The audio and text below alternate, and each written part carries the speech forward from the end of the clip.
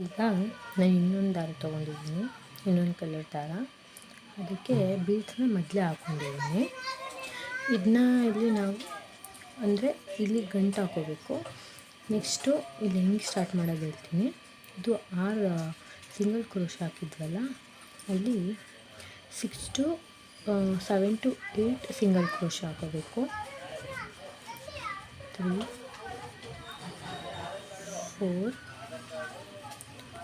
5 6 ಸ್ವಲ್ಪ ಹಿಂಗೆ ತೆಗೆದು ಇದೇ ಶೇಪ್ ಇರೋದು ಇದರಲ್ಲಿ ಮುಖ್ಯವಾಗಿ. ನಾನು ಇಲ್ಲಿ 7 ಹಾಕ್ತಿದ್ದೀನಿ. 7 to 8 ಹಾಕ್ಬಿಟ್ಟು ಫಸ್ಟು ಇಲ್ಲಿ ಮೊದಲು ಹಾಕಿರ್ತೀವಲ್ಲ ಡಬಲ್ ಕ್ರೋಶ, ಅದ್ರಲ್ಲಿ ಫಸ್ಟ್ ಒನ್ ಅಂದರೆ ಇಲ್ಲಿ ನಮಗೆ ಪಾಯಿಂಟ್ ಕಾಣುತ್ತಲ್ಲ, ಇಲ್ಲಿ ಒಂದು ಸಿಂಗಲ್ ಕ್ರೋಶ ಹಾಕೋಬೇಕು. ನೆಕ್ಸ್ಟು ಒಂದು ಬೀಡ್ಸ್ನ ತೊಗೋಬೇಕು ನಾವು.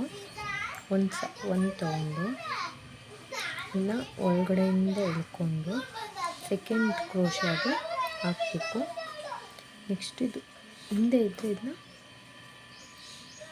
ಮುಂದಕ್ಕೆ ಎಳ್ಕೊಂಡು ಎರಡರಲ್ಲೊಂದು ಹಾಕಿ ನೆಕ್ಸ್ಟು 1 2 3 ಸಿಂಗಲ್ ಕ್ರೋಶ ತೆಗೆದು ಇದನ್ನ ಫಸ್ಟು ಬೀಡ್ಸ್ ಹಾಕಿದ್ಮೇಲೆ ಮೇನ್ ಗ್ಯಾಪ್ ಇರುತ್ತೆ, ಅಲ್ಲಿ ಅದನ್ನ ಲಾಕ್ ಮಾಡಬೇಕು.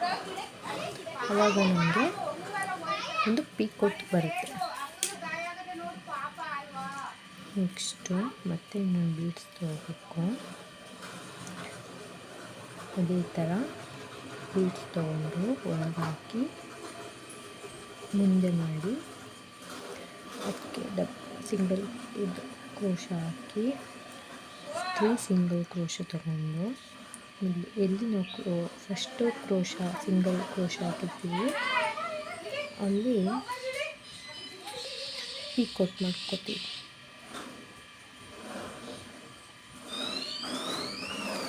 ಮತ್ತು ಇದೇ ಥರ ನಾವು ಅಲ್ಲಿ ನಾವು ಒಟ್ಟು 6 ಹಾಕಿದ್ವಿ ಡಬಲ್ ಕ್ರೋಶನ. ಬಟ್ ಈಗ ಬೀಡ್ಸು 5 ಆಗುತ್ತೆ, ಯಾಕೆಂದರೆ ಫಸ್ಟಲ್ಲಿ ನಾವು ಬರೀ ಸಿಂಗಲ್ ಆಗಿ ಕ್ರೋಶ ಮಾಡಿರ್ತೀವಲ್ಲ, ಅದರಿಂದ ಇಲ್ಲಿ ನಮಗೆ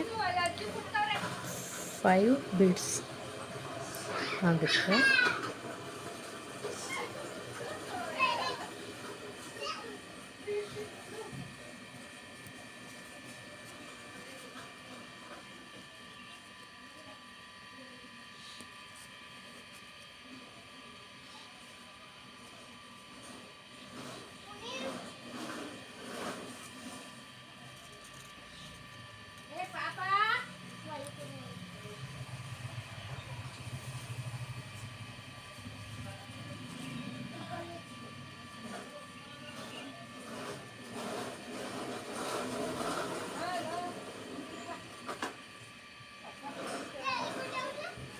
ನೆಕ್ಸ್ಟು ಇಲ್ಲಿ ನಾವು 5 ಸಿಂಗಲ್ ಕ್ರೋಶ ಹಾಕ್ತೀವಿ, ಅದರಲ್ಲಿ 4th ಒನ್ಗೆ ಲಾಕ್ ಮಾಡ್ಕೋಬೇಕು.